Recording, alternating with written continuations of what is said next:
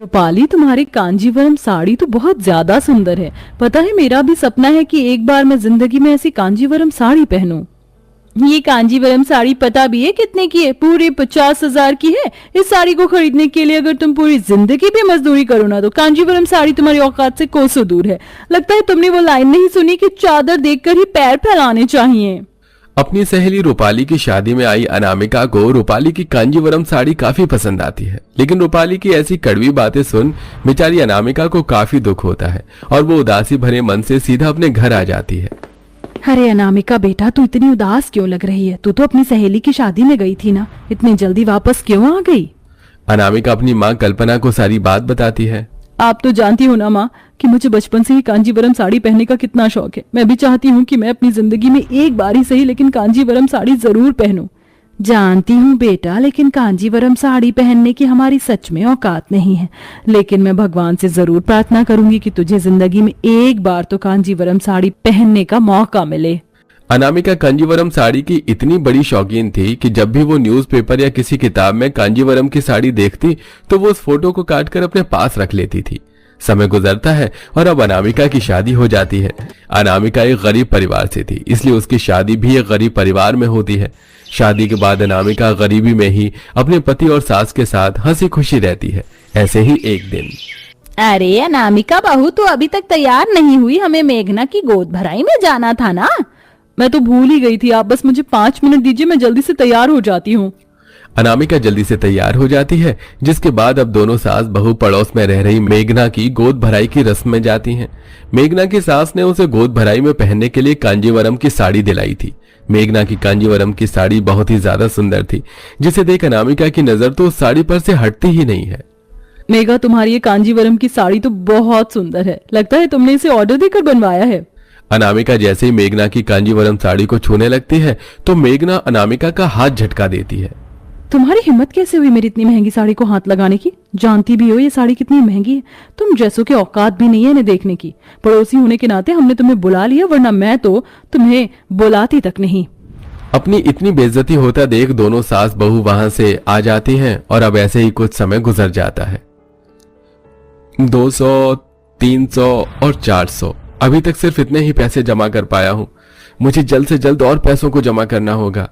अरे अरुण बेटा, तू ये पैसे किस लिए जोड़ रहा है? 2 महीने बाद अनामिका का जन्मदिन है। शादी के बाद ये अनामिका का पहला जन्मदिन है ना, इसलिए मैं उसे कुछ खास तोहफा देना चाहता हूँ और अभी से उसके लिए पैसे जोड़ रहा हूँ। क्या 2 महीने बाद अनामिका बहू का जन्मदिन है? मुझे भी अनामिका बहू को कोई तोहफा देना होगा, लेकिन मैं ऐसा क्या दूं? हमारे पास तो इतने पैसे भी नहीं हैं।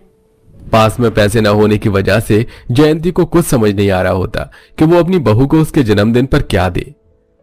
ऐसे ही 3-4 दिन गुजर जाते हैं।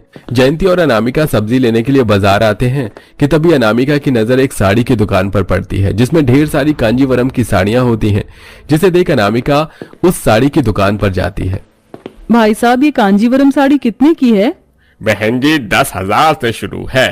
आप बताइए कि आपको कौन सी वाली चाहिए। हमारे पास हर तरह की कांजीवरम की साड़ियां हैं। लोग सही कहते हैं कि मेरी औकात नहीं है कि मैं इतनी महंगी कांजीवरम की साड़ी पहन सकूं। ये तो बस अमीर लोगों के लिए बनी है, ना कि हम जैसे गरीब लोगों के लिए। लगता है बचपन से कांजीवरम साड़ी पहनने का मेरा सपना ही रह जाएगा। अनामिका इतना बोलकर सब्जी लेने लग जाती है, लेकिन अनामिका की ये बात उसकी सास जयंती सुन लेती है। अगर मैं अपनी बहू को उसके जन्मदिन पर कांजीवरम साड़ी दे पाती तो वो कितनी खुश होती ना। सास तो अपनी बहू के लिए क्या क्या नहीं करती, उन्हें कितने महंगे महंगे तोहफे देती, और मैं अपनी बहू के लिए कांजीवरम की साड़ी नहीं ले सकती। अब मुझे चाहे जितनी भी मेहनत क्यों ना करनी पड़े, मैं अपनी बहू के लिए कांजीवरम की साड़ी जरूर लेकर रहूंगी। जयंती काफी बूढ़ी थी, इसलिए उसे घर और फैक्ट्री में नौकरी नहीं मिलती। इसलिए अब जयंती छोटे मोटे कामों को करके अपनी बहू के लिए कांजीवरम साड़ी लेने की सोचती है। अरे माँ जी, आपने ये राशन में 5 किलो आलू और ये मैदे के पैकेट क्यों मंगवाए? वैसे हमने राशन के पैसे नहीं दिए, और ऊपर से आपने ये सामान मंगवा लिया जो हमारे किसी काम का भी नहीं है। अरे बहू, किसने कहा ये काम करनी है? इस आलू और मैदे से मैं समोसा बनाऊंगी और इन्हें बेचूंगी। इससे घर में कुछ पैसे ज्यादा आ जाएंगे जो भविष्य में हमारे काम आएंगे। जयंती अगली सुबह 5 बजे उठकर जल्दी से समोसे बनाने की तैयारी सारी करती है और गांव के चौराहे पर जाकर समोसे बेचने लगती है। सुबह 8 बजे से 10 बजे तक समोसे बेचने के बाद अब जयंती पास वाले जंगल में जाती है और वहां से तरह तरह के फूल तोड़ती है। यहाँ तो कितने सुंदर सुंदर फूल हैं। ये सारे फूल तो भगवान की पूजा के लिए काम आएंगे और इन रंग बिरंगे फूलों से मैं गजरे बनाऊंगी। जयंती ढेर सारे फूलों को इकट्ठा करती है और उन्हें घर लाकर उनसे मालाएं और गजरे बनाने लगती है, जिसे देख अनामिका। अरे माँ जी, आपने तो कहा था कि आप समोसे बेचेंगी, लेकिन आप तो इन फूलों की मालाएं और गजरे बना रही हो। अरे समोसे खाने के लिए हर कोई सुबह शाम आता है, दोपहर में तो मैं खाली रहती हूँ, इसलिए सोचा कि इन फूलों की मालाएं और गजरे बनाकर इन्हें मंदिर के पास जाकर बेचूं। लेकिन माँ जी, आप सुबह 5 बजे की उठी हैं और शाम को भी जाकर समोसे बेचेंगी, कम से कम दोपहर में तो आराम कर लीजिए, ऐसे तो आपकी तबीयत खराब हो जाएगी। अरे बहू, नहीं हो रही मेरी तबीयत खराब, तू मेरी फिक्र मत कर। जयंती उन सभी फूलों की मालाएं और गजरे बनाकर उन्हें शाम तक बेचती हैं और फिर से शाम में जाकर गांव में समोसे बेचने लगती हैं। इतना सब कुछ करने के बावजूद भी 2 हफ्ते में जयंती कांजीवरम साड़ी के लिए आधे पैसे भी जमा नहीं कर पाती है। समोसे और फूल का काम करके भी इतने ही पैसे इकट्ठा कर पाई हूँ।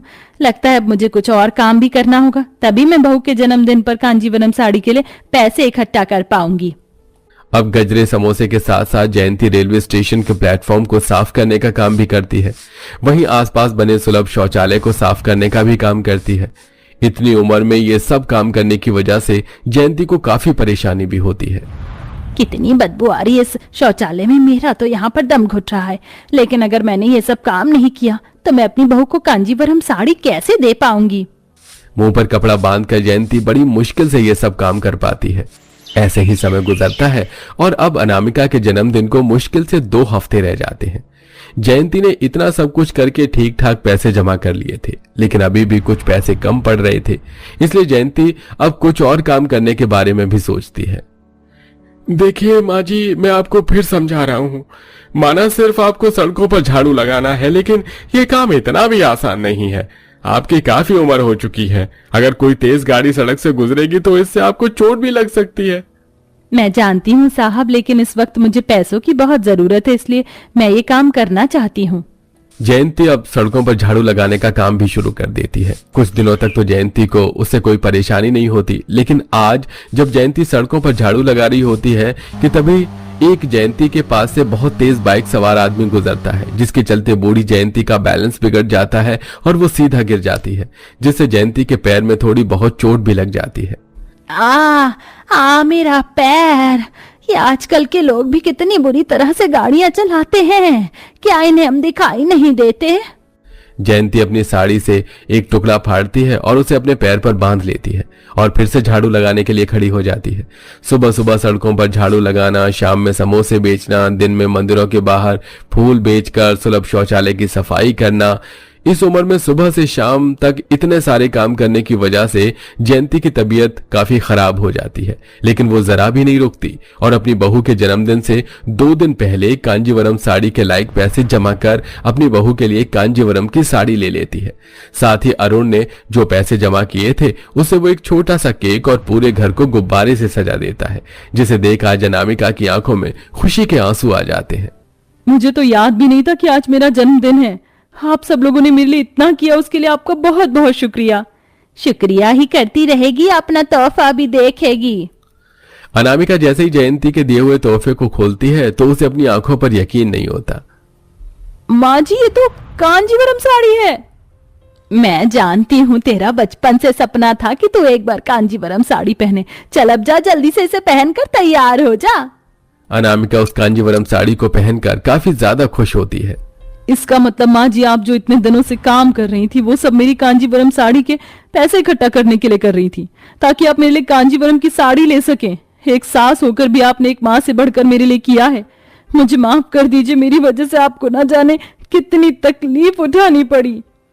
पहले तो मुझे खुद माँ कहती है, फिर माफी भी मांगती है। चल अब जल्दी से अपने आंसू साफ कर और केक काट। अनामिका केक काटकर सबसे पहले अपनी सास और पति को खिलाती है और